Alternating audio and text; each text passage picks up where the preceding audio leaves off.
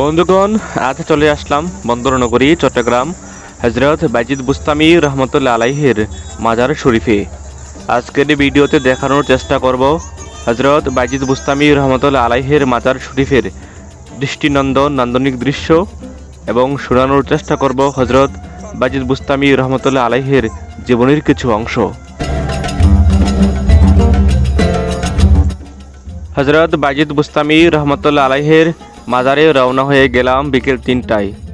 আমার ক্যাম্প হতে মাত্র 10 টাকা ভাড়া লাগে মাজার শরীফটিতে যেতে, বা ইচ্ছা করলেই পায়ে হেঁটে যাওয়া যায়। আমি পায়ে হেঁটে যাচ্ছি কারণ বিকেলে গাড়ি চড়ার চেয়ে হেঁটে গেলেই আরও ভালো লাগবে। ক্যাম্প হতে বের হয়ে পাহাড়ি পথ ধরে ধীরে ধীরে নিচে নামছি। মাঝে মধ্যে ঝিঁঝি পোকার ডাক কানে ভেসে আসছে, চোখে পড়ছে পাহাড়ি গাছগাছালি। বাংলাদেশের যে কোনো প্রান্ত হতে চট্টগ্রাম অলঙ্কার বা একে খান নেমে বাস বা সিএনজি যোগে সোজা জিইসি মোড় হয়ে 2 নম্বর গেট হতে যে কোনো গাড়ির ড্রাইভারকে বললে হযরত বাইজিদ বুস্তামি রহমতুল্লাহ আলাইহির মাজার শরীফের গেটে নামিয়ে দেবে। গেটে প্রবেশ করে একটু পশ্চিমে এগুলি চোখে পড়বে হযরত বাইজিদ বুস্তামি রহমতুল্লাহ আলাইহির মাজার শরীফটির পুকুরটিতে দেখা যাবে বেশ পুরনো দিনের কিছু কচ্ছপ। কথিত আছে বাইজিদ রহমতুল্লাহ আলাই কচ্ছপগুলোকে এই পুকুরে বন্দি করে রেখেছেন। দেশের বিভিন্ন প্রান্ত হতে আসা দর্শনার্থী কাটিতে নিয়ে কচ্ছপগুলোকে খেতে দেয়। বলা হয় যাদের নসিব ভালো কেবল তাদের হাতেই খাবার গ্রহণ করে এই কচ্ছপগুলো।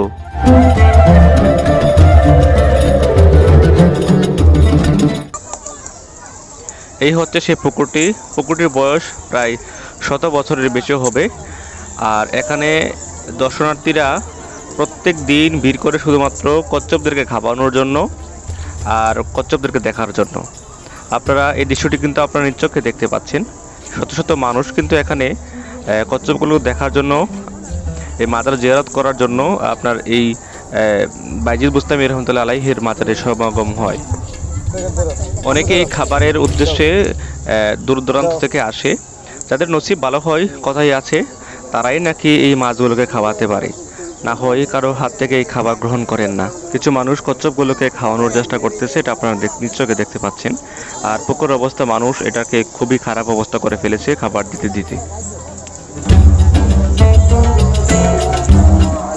বন্ধুগণ, পুকুরের পশ্চিম পাশে পাহাড়ের উপরে অবস্থিত হযরত বাইজিদ বুস্তামি রহমতুল্লাহ আলাইহির মাজার শরীফ।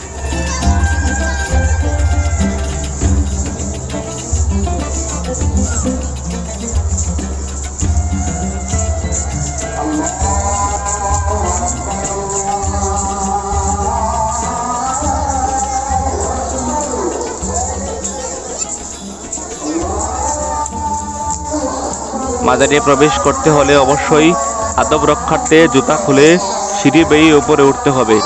ইচ্ছা করলে মাজারের গেটে কর্মরত কর্মচারীদের কাছে জুতা খুলে হেফাজতে রেখে যেতে পারবেন।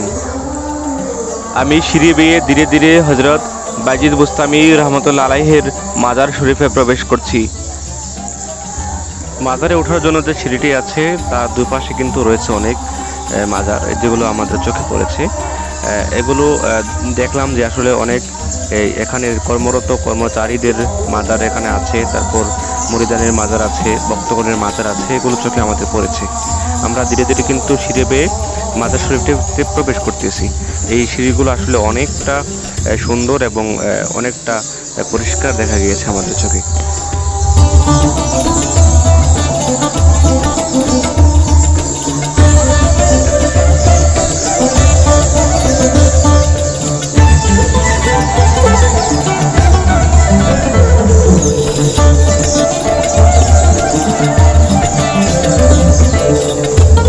প্রবেশ করে একটু দক্ষিণ পশ্চিম সাইডে দাঁড়ালেই চোখে পড়বে হযরত বাইজিদ বুস্তামি রহমতুল্লাহ আলাইহির মাজার শরীফটি। এখানেই শুয়ে আছেন মায়ের দোয়ার বদলতে বিশ্ব ওলি হযরত বাইজিদ বুস্তামি রহমতুল্লাহ আলাই। হযরত বাইজিদ বুস্তামি রহমতুল্লাহ আলাই ছোটকালে তার মা পানি পান করার কথা জানালে হযরত বাইজিদ সারা গড় খুঁজে কোথাও এক ফোঁটা পানি পায়নি। ও পানি না পেয়ে অনেক দূরে পানির সন্ধানে বের হয়ে যায়। পানি এনে বাইজিদ দেখেন তার মা ঘুমিয়ে গেছেন।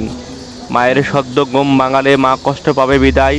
হাতে গ্লাস নিয়ে সারা রাত মায়ের মাথার শিওরে দাঁড়িয়ে থাকেন বাইজিদ। মা জাগ্রত হয়ে বাজিদকে প্রশ্ন করলে বাজিদ উত্তর দেয়, আপনি রাতে আমার কাছে পানি চেয়েছিলেন।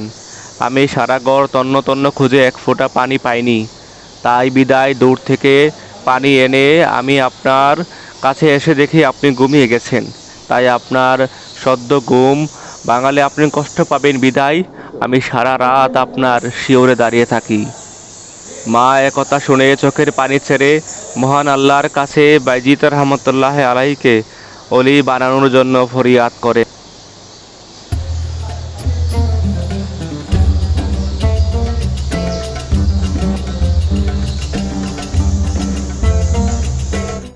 মাজারের পাশেই রয়েছে সুবিশাল এক গাছ। সে গাছেই দূর দূরান্ত হতে আসা দর্শনার্থী লাল সুতা বাঁধে, মনে নানান রকম নিয়ত করে। তবে সুতা বাঁধার ব্যাপারে সুফল বা কুফল আমাদের জানা নেই। মাজারের পশ্চিম পাশে আরও কিছু মাজার রয়েছে, আমরা রাতের অন্ধকারে আর যেতে চাইনি।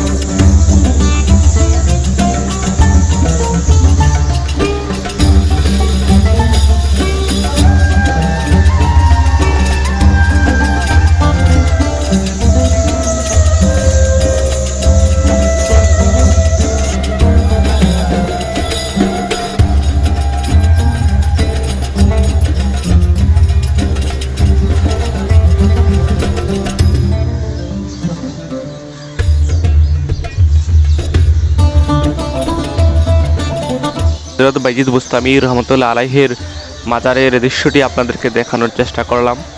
ভবিষ্যতে আরও বিস্তারিত তথ্য জেনে আপনাদেরকে আরও সুন্দরভাবে একটি ভিডিও উপহার দেব আশা করছি।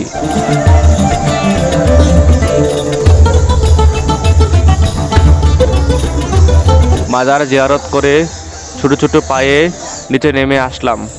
আপনারা সকলে ভালো থাকবেন, পরবর্তী ভিডিওটি দেখার জন্য অপেক্ষা করবেন।